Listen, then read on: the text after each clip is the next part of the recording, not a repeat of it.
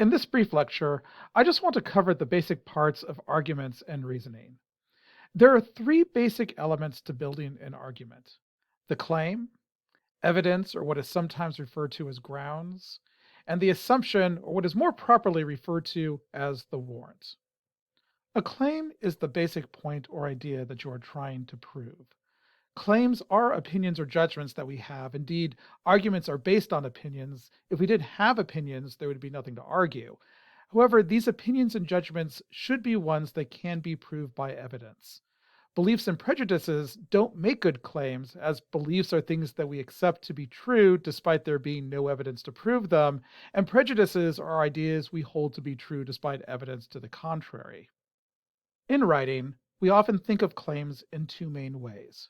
First, your thesis, the overall idea you are proving in your paper, is the main claim that you are making. However, each body paragraph is often a mini argument, and the topic sentence or point of the paragraph is a smaller claim you are proving. An essay is essentially a series of small arguments that are strung together to make a larger point. Evidence or grounds is specific information we bring in to support or prove the claim. We often consider four basic types of evidence. Facts, when relevant, can provide a good source of evidence and proof as they are objective and incontrovertible. They are also well known and readily verifiable, and because of this, they typically do not need to be cited. Make sure to state them accurately and fairly, however, or this will undermine your argument. If you state George Washington was the fifth president of the United States, I'm not likely to trust anything else you say. Statistics are numerical data, and in our society, we tend to love numbers. Because of this, statistics can help provide strong proof. However, statistics are products of calculation, not matters of fact. Their reliability depends on who calculated them and how. Thus, if you use statistics, you need to cite where they came from, who created them, so that their reliability can be verified. For example, it is easy to just throw around numbers. 9 out of 10 students say Mr. Cortese's English classes are the best they ever took, and that must be right because I just told you the statistics. Certainly, you may want to verify where I got these numbers. As a second example, consider these statistics from the advertising world of the past. 4 out of 5 dentists surveyed recommend sugarless gum for their patients who chew gum. If this study were commissioned by the Trident Sugarless Gum Company, we should question how they asked the questions, how they calculated the data, because of course their sole purpose is to sell more gum. If this study were done by the American Dental Association, it may seem more reliable as their sole concern is teeth, not selling gum. Next, examples are anything that represent something larger than themselves or illustrate a specific case of a more general idea. For example, personal experiences, current or historical events, analogies, or even facts. These can be powerful evidence as they can help us picture something and understand it better. Personal examples and stories can also have emotional resonance that helps draw readers into an argument and attach them to what is being said. Lastly, opinions and statements by experts, people who work in a field or study a field and therefore have insider knowledge, can also lend weight and support for ideas you are trying to prove. Particularly, conclusions that come from studies people have done can provide knowledge that supports a point you are trying to make. The main caveat here is to make sure you are using information from an expert in the actual field. When Alec Baldwin, actor, director, talks about movies, I'm willing to listen to him, but when he speaks about politics and world affairs, I question whether his opinion holds any more weight than my own, and my opinion on these issues doesn't really matter much. Be aware that evidence itself doesn't mean anything. It is just bits of information.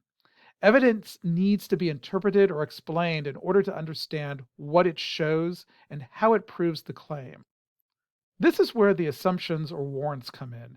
These are essentially basic principles, rules, or beliefs that underlie an argument, helping to interpret or provide meaning to the evidence, and therefore tying the evidence to the claim. They often go unstated, however, because we assume others know what these basic principles are, hence why I'm calling warrants assumptions. There may also be more than one to an argument. To ensure an argument is effective, however, it is important to know what your assumptions are and whether or not your audience shares them. Essentially, arguments hinge on shared beliefs. It helps, therefore, to inform the audience what your warrants or assumptions are, how you are reading and interpreting the evidence, and thus arriving at your claim. This way, if they do not agree with your argument, they can at least understand your reasoning. Putting it all together, we can make the claim that bear hunters help to ensure the health and survival of bears. How do they do so? Well, we have evidence that they limit the growth of the bear population. Well, how does this help the bears? We are assuming in this case that there are more bears than available food, thus, fewer bears means more food per bear and a stronger subsequent bear population. This also assumes we care about the welfare of the bears to begin with. Keep in mind, however, that we only accept this argument if we accept the premise that there are more bears than available food, or that they cannot be more resourceful, that there are not other reasons they may be dying out. In such cases, we may question whether or not bear hunters are really helping the bears. Thus, when we talk about fallacies to reasoning, this usually centers around the warrants, where assumptions are made that are not shared or agreed upon, or that may not properly fit the argument. Another reason why arguments fail is bad evidence. We may wish to consider the reliability of the evidence and the way it is used or presented. Is it accurate from trustworthy sources, exact or undistorted? Is it relevant? Is it authoritative, current? Does it address the point being discussed? Is it representative, not taken out of context or has its meaning changed or altered in any way? Is it adequate, plentiful, and specific?